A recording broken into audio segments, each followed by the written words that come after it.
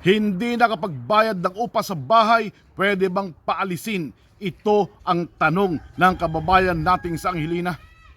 Attorney Dong, matanong ko lang, kami ay nag-uupa ng bahay na may kulang na 2 buwan sa renta at pastyo na din sa aming bills. Ang gusto na may-ari, may pupunta sa aming bahay kasama daw ng barangay Tanod para kuhain ang susi sa amin at kami ay pinaalis na agad dahil may ibang uupa na daw. Pinaliwanag ko naman po sa kanya na wala pa kaming agarang malilipatan at inaasikaso pa namin na makabayad ng mga past due at unahin iyon. Pero gusto niya na kung hindi pa makababayad, iiwanan namin ang mga valuable things namin na pwede nilang ibenta para sa pambayad sa mga utang namin sa arkila dito sa bahay.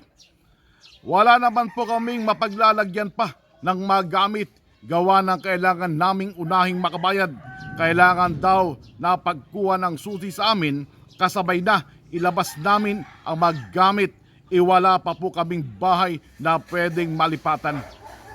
Paano po kami hahanap ng bagong malilipatan at kakailanganin din namin ang fund para sa paglilipat?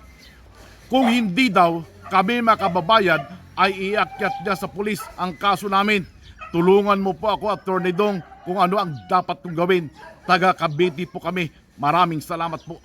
Bago po natin ilatag ang mga batas may kinalaman sa tanong ni Angelina, akin pong hiling na patuloy niyo pong suportahan ang YouTube channel natin ito. Mag-subscribe na rin po kayo dito at i-share sa inyong mga kaibigan at kakilala para sa higit pang paglago ng mga kaalamang legal dito sa ating bansa. Angelina, ang usapan sa pagpapaupa ng bahay o anumang gamit ay isang uri ng kasunduan na tinatawag na lease agreement na dapat ay matapat na sinusunod ng magkabilang panig. Ang may-ari ng bahay o gamit ay tinatawag na lessor. Yung umuupa naman ay tinatawag na lessee. Ayon po sa batas, isa sa obligasyon ng lessee ay bayaran ng upa. Yan ay ayon sa Article 1657, the Law on Lease, Civil Code of the Philippines. Obligasyon naman po ng lessor na siguruhin na mapapanatiling maayos ang bahay o gamit na inuupahan. Kung hindi po nakakabayad o makakabayad ng upa ang lessee, ay maaaring ipawalang saysay at bisa ng lessor ang nasabing kasunduan at hilingin na umalis sa nasabing bahay ang lessee. Maliban sa pagpapaalis sa lessee, ay maaari din itong pagbayari ng damages ng lessor dahil sa ginawa ng lessee na hindi pagbabayad ng upa. Ito ay batay sa Article 1659, the Law on Lease, Civil Code of the Philippines.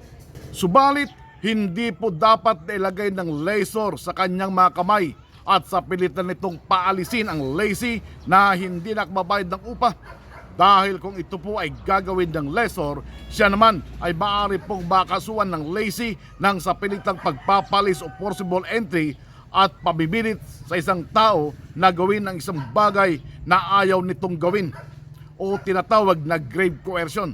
Ang tama at naayon sa batas na dapat gawin ng lessor ay magharap po ng reklamong unlawful detainer sa husgado laban sa lessee. Husgado lamang po ang pwedeng magpaalis sa lessee. Atasan din ito ng husgado na bayaran ang renta, kasama na dito ang attorney's fee at damages bilang bayad sa hindi pagtupad ng lessee sa kanyang obligasyon ayon sa kanilang naging kasunduan. Sa kaso ni Angelina, bagamat at talagang mahirap po ang buhay, pero hindi naman pwede na ipatong natin sa iba ang kahirapan natin. Dahil ang pagpaparakila ng bahay ay isang uri ng hanap buhay na maaaring yun din lamang ang inaasahan na nagpapaupa. Dahil dito, marapat lamang na bayaran po ninyo ang upa para hindi na kayo makasuhan pa ng may-ari ng bahay na inyong inuupahan. Pwede din po kayong makiusap dito na bigyan kayo ng pagkakataon na magbayad at huwag munang paalisin. Ako po ang inyong abogado, Attorney Dong Baalan, at ito ang inyong katitikang legal. Huwag pong kalimutang mag-subscribe at click nyo rin notification bell for more legal information and advice.